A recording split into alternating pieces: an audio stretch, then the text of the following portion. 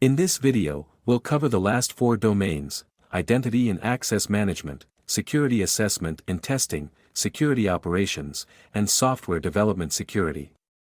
The fifth domain is identity and access management, or IAM. And it's focused on access and authorization to keep data secure by making sure users follow established policies to control and manage assets. As an entry-level analyst, it's essential to keep an organization's systems and data as secure as possible by ensuring user access is limited to what employees need. Basically, the goal of IAM is to reduce the overall risk to systems and data. For example, if everyone at a company is using the same administrator login, there is no way to track who has access to what data. In the event of a breach, separating valid user activity from the threat actor would be impossible. There are four main components to IAM.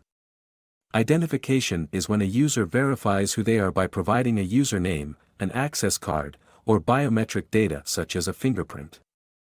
Authentication is the verification process to prove a person's identity, such as entering a password or PIN. Authorization takes place after a user's identity has been confirmed and relates to their level of access, which depends on the role in the organization. Accountability refers to monitoring and recording user actions, like login attempts, to prove systems and data are used properly. The sixth security domain is security assessment and testing. This domain focuses on conducting security control testing, collecting and analyzing data, and conducting security audits to monitor for risks, threats, and vulnerabilities. Security control testing can help an organization identify new and better ways to mitigate threats, risks, and vulnerabilities. This involves examining organizational goals and objectives, and evaluating if the controls being used actually achieve those goals. Collecting and analyzing security data regularly also helps prevent threats and risks to the organization. Analysts might use security control testing evaluations and security assessment reports to improve existing controls or implement new controls. An example of implementing a new control could be requiring the use of multi-factor authentication to better protect the organization from potential threats and risks. Next, let's discuss security operations. The security operations domain is focused on conducting investigations and implementing preventative measures.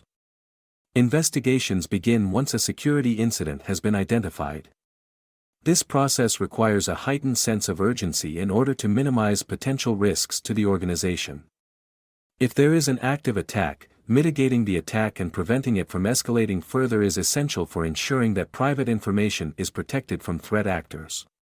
Once the threat has been neutralized, the collection of digital and physical evidence to conduct a forensic investigation will begin. A digital forensic investigation must take place to identify when, how, and why the breach occurred. This helps security teams determine areas for improvement and preventative measures that can be taken to mitigate future attacks. The eighth and final security domain is software development security. This domain focuses on using secure coding practices.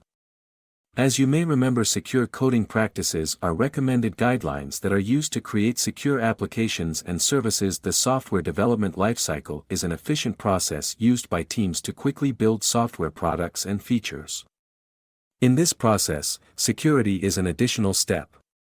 By ensuring that each phase of the software development lifecycle undergoes security reviews, security can be fully integrated into the software product. For example, performing a secure design review during the design phase, secure code reviews during the development and testing phases, and penetration testing during the deployment and implementation phase ensures that security is embedded into the software product at every step. This keeps software secure and sensitive data protected, and mitigates unnecessary risk to an organization. Being familiar with these domains can help you better understand how they're used to improve the overall security of an organization and the critical role security teams play. Next, we'll discuss security threats, risks, and vulnerabilities, including ransomware, and introduce you to the three layers of the web.